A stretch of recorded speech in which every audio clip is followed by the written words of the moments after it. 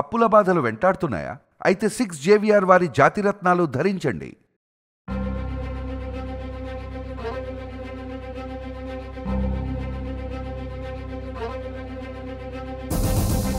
ఎన్ని రోజులైందమ్మా మీ గదిలో పెట్టి నేను?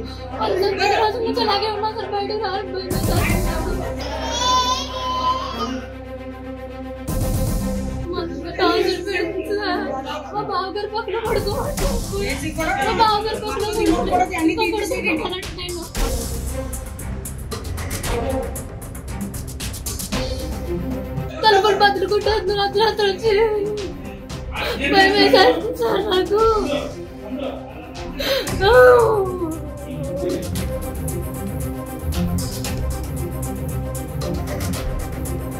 మరి మీ బావగారితో పడుకోమని చెప్పడం కావచ్చు, మీ మామయ్య గారితో పడుకోమని చెప్పడం కావచ్చు, అసలు ఈ మాటలు ఎందుకు వస్తున్నాయి అసలు పర్టికులర్ గా? ఆపరేషన్ చేయించుకోమన్నారు సార్, పెద్దలో పెట్టారు, చేయించుకుంటామని చెప్పామండి. మేము కూడా సరైన ఒకళ్ళే వేసుకోండి సార్ అని చెప్పి కాపురానికి తీసుకెళ్ళలేదు సార్. తీసుకెళ్ళాక బాబు ఒంట్లో బాగుంది కదా ఇంటికి వెళ్ళాను సార్. ఇంటికి వెళ్ళాక మళ్ళీ మొన్న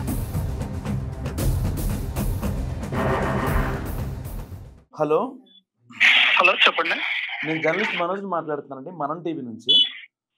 చెప్పండి సార్.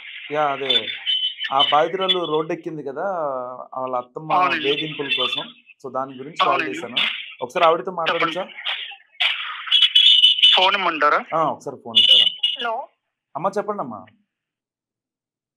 నమస్తే సార్, నా పేరు అమృతవల్లి అండి. మా ఆయన గారి పేరు రంజిత్ కుమార్ అండి. నాకు పెళ్ళి 22 నెలలు అవుతుంది సార్. ఓకే. నాకు ఒక బాబు పుట్టాడండి. సంవత్సరం అవుతుందండి బాబు పుట్టి. ఆపరేషన్ లోనే పిల్లలు పుట్టకుండా ఆపరేషన్ చేయించుకోమని హాస్పిటల్లో ఉండగా మా అత్తగారు చెప్పారండి. ఎప్పుడు బాబు పుట్టాక? బాబు పుట్టాక చేంజ్ చేసుకోమని చెప్పారు సార్. నాకు అసలు హెల్త్ బాగాలేదు, బాగా వీక్ గా ఉన్నాను. మనిషి నుంచి మనిషి రావడం అంటేనే ఎంతో ఇది సార్. అంటే సిక్స్ ఆపరేషన్ జరిగింది సార్. వెంటనే ఆపరేషన్ చేయించుకోవడం నాకు అసలు ఒప్పుకోలేదు. బాగా బ్లీడింగ్ అయిపోయి బాగా వీక్ గా ఉన్నాను సార్. డాక్టర్ కన్సల్ట్ చేస్తే ఇప్పుడు చేయకూడదు అమ్మ, అలాగా బాగా వీక్ గా ఉంది అమ్మాయి అని చెప్తే సరే అని చెప్పాను సార్. చెప్పింది వెనుకుండా నా మాట అంటే నీ పిల్లలకి లెక్కలేదు అది అని చెప్పేసి మా ఆయన గారితో చెప్పింది సార్.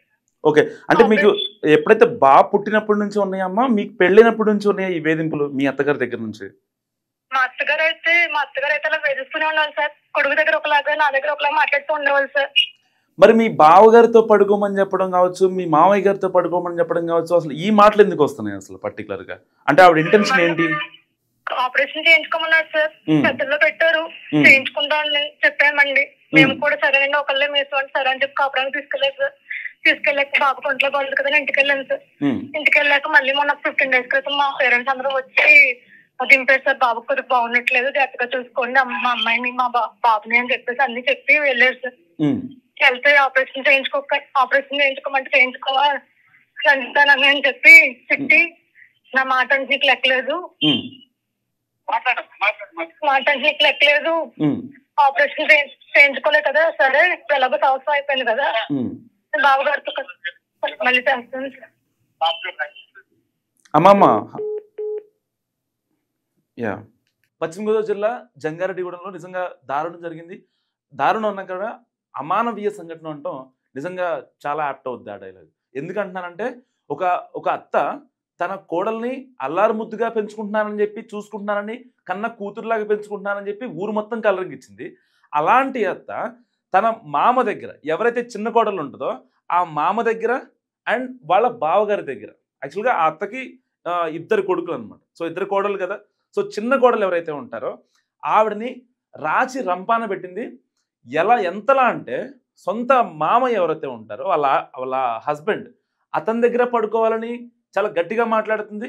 అండ్ వాళ్ళ పెద్ద కొడుకు ఎవరైతే ఉంటారో గచ్చు మీద పడుకుంటే చల్లగా ఉంటుంది, మీ బావగారి దగ్గర పడుకుంటే వెచ్చగా ఉంటుంది అంటూ ఆవిడ మాట్లాడిన మాటలు ఒక బాధితురాలు బయటకు వచ్చింది.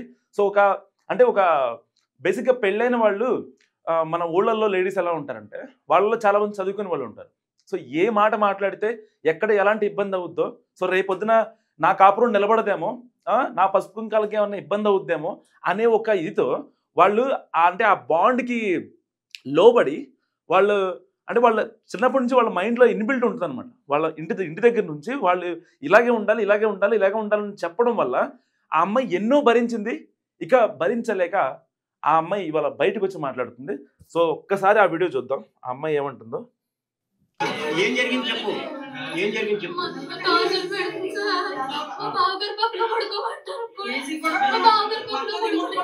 బావగారి పక్కలో పడుకోమంటున్నావు చెప్పేది చిన్న.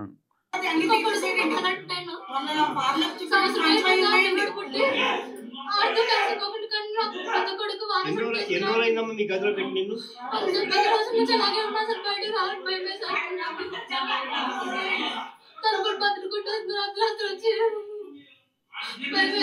తలుపులు బద్దలు కొట్టేస్తున్నారు. ఆ పిల్లకి భయం వేస్తుందంట.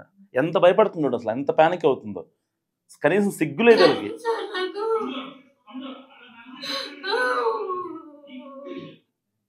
ఆ అమ్మాయిని సన్నగా ఉంది, ఆ అమ్మాయిని ఇంకొక బాబు కావాలి, ఇంకొక ప్రాణం కావాలని చెప్పి మాట్లాడుతున్నారంట.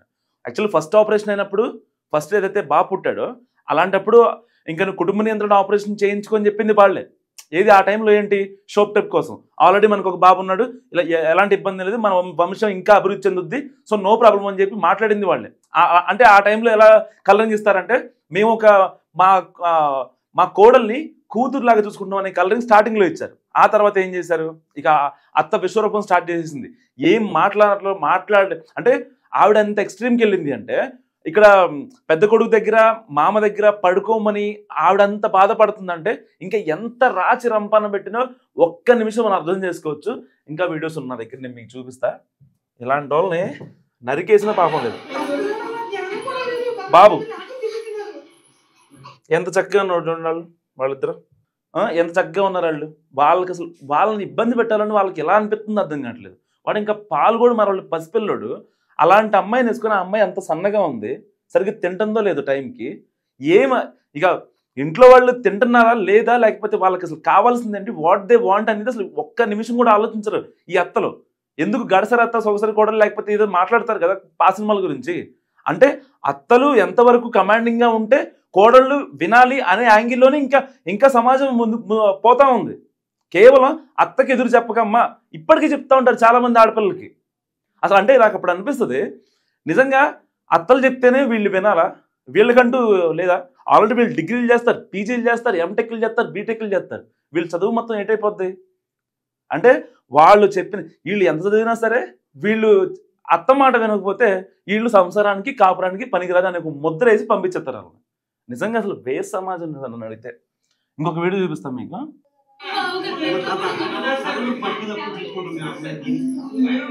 ఆ అమ్మాయి రూమ్ ఎప్పటి నుంచో ఇక్కడే ఉందన్నమాట. అమ్మాయి యాక్చువల్గా రూమ్ ఇది.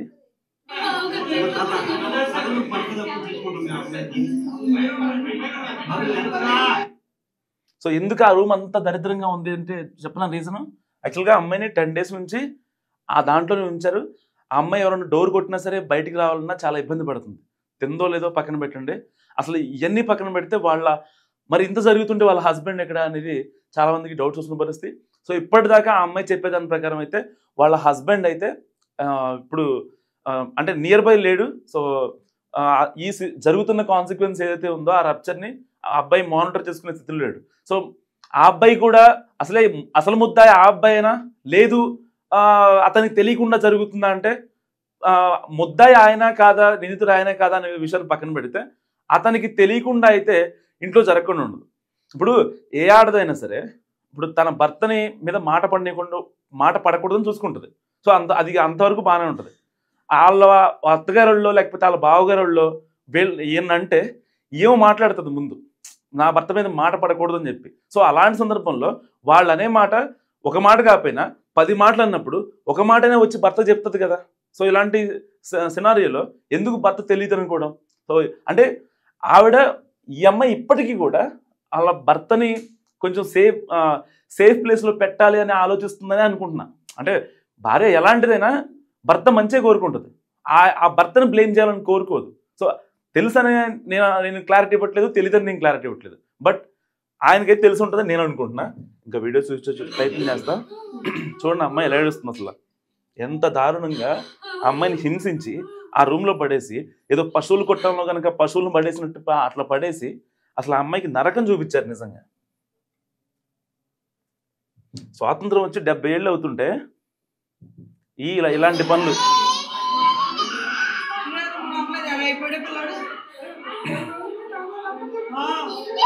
చూడండి ఆ పిల్లాడు ఎలా ఎడుతున్నాడు. ఇలాంటి పనులు వీళ్ళందరినీ తీసుకెళ్ళి ఏ అండమాన్లో ఎక్కడ పడేయాలి, అప్పుడు కానీ వీళ్ళు మాటలు. ఆ అమ్మాయి అంత కుందన బొమ్మలా ఉంది, చక్కగా ఎంత బాగుంది ఆ అమ్మాయి. అసలు ఆ అమ్మాయిని అంత వేధించాలని అసలు ఆవిడకి థాట్ ఎలా వచ్చిందో అర్థం కాదు.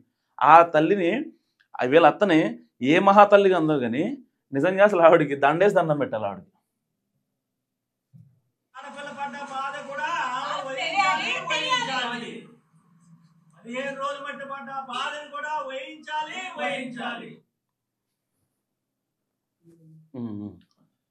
సో వింటున్నారు కదా. అంటే వాళ్ళు ఏమంటారంటే ఏదైతే మహిళా సంఘాలు కావచ్చు, ఆవిడకి తెలిసిన వాళ్ళు కావచ్చు, డాక్టర్లు కావచ్చు, ఆవిడకి ఎవరైతే నియర్ బై హెల్ప్ చేసిన వాళ్ళంతా కూడా రోడ్డెక్కి ఆ అమ్మాయి పడ్డ బాధ ఏదైతే ఉందో సో దానికి కూడా వాళ్ళకి శిక్ష పడాలంటూ కూడా వాళ్ళు మాట్లాడుతున్న పరిస్థితి. నిజంగా ఈ అమ్మాయి ఒక నిమిషం ఆలోచించండి, ఆవిడ మాట్లాడింది ఒక ఎత్తు బయటకు వచ్చి, సో రేపొద్దున మళ్ళీ ఇలాంటి ట్రోల్స్ కూడా జరుగుతాయి. ఆవిడదేం తప్పు లేదా, లేకపోతే ఆవిడ అంతమంది మీద ఎలా బ్లేమ్ చేస్తుంది, దానికి ప్రూఫ్సే ఉన్నాయి, ఇలాంటివి కూడా మాట్లాడతారు కొంతమంది. అంటే ఇంటికాడ ఈ వాట్సాప్ షేరింగ్ చేసుకునే కావచ్చు, వాట్సాప్ అంకుల్స్ కావచ్చు, వాట్సాప్ ఆంటీస్ కావచ్చు, సో వీళ్ళంతా ఒక చర్చ పెడతారనమాట.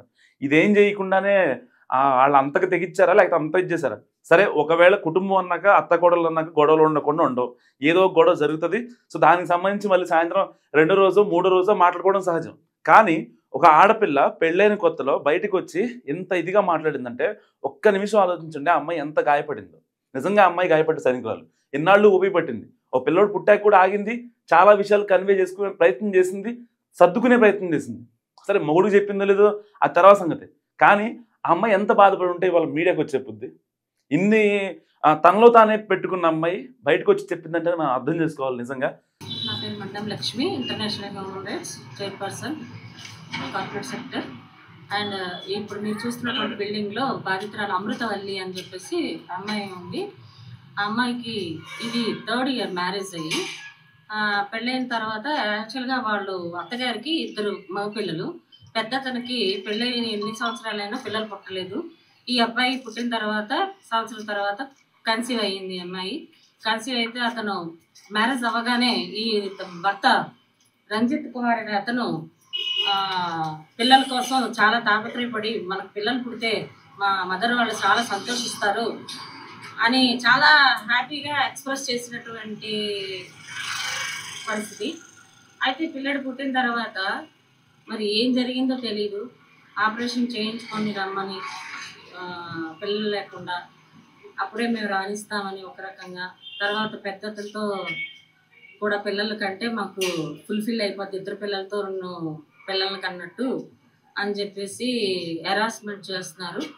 అయితే వాళ్ళ బంధువుల సహాయంతో ఈరోజు 13 రోజులు అయ్యింది ఆ అమ్మాయిని దిగబెడితే కనీస వసతులు ఉన్నటువంటివి కూడా తీసేసి మా దగ్గర ఆధారాలు ఉన్నాయి. టోటల్గా ఫ్యాన్, బెడ్, వాటర్, బాత్రూంలో వాటర్, మగ్గు, గ్లాసు, ప్లేట్స్ అన్నీ తీసేశారు. అన్నీ కూడా వాళ్ళ అన్నయ్య పక్కింట్లోంచి అందించడం జరిగింది. ఇప్పుడు ఎంతసేపటి నుంచో తలుపు కొడుతున్నాము, అమ్మాయిని నిర్బంధించారు. ఇప్పుడు మీడియా వారు మీరైనా వారి సహాయంతోనైనా మా అమ్మాయి పరిస్థితి ఏంటి, అసలు లోపల ఎలా ఉందనేది మాకు కావాలి. అది మాకు మెయిన్. ఇప్పుడు తర్వాత మనం పెద్ద కొడుక్కి పిల్లలు లేరు, సో చిన్న కొడుకు ఉన్నారు. పెద్ద కొడుకు కూడా పిల్లలు పుడితే ఆ అత్త ఆశలు ఏవైతే ఉన్నాయో అవన్నీ ఫుల్ఫిల్ అవుతాయి. సో దానికోసం నువ్వు ఎవరి దగ్గరనే పడుకో. ఇప్పుడు ఇవాళ చెప్పింది మామ దగ్గర లేకపోతే పెద్ద కొడుకు దగ్గర పడుకోమని చెప్పింది. రేపొద్దున వేరే వాళ్ళతో అయినా పడుకోయినా సరే నాకు పిల్లలు కావాలని చెప్తుందిగా. సో ఇలాంటి సమాజంలో ఉన్నాం. సో ఒక్కసారి ఆ అమ్మాయి గురించి మీరు ఏమనుకుంటారో నాకు మస్ట్గా కామెంట్ చేయండి. చూస్తున్నాండి మనం టీవీ.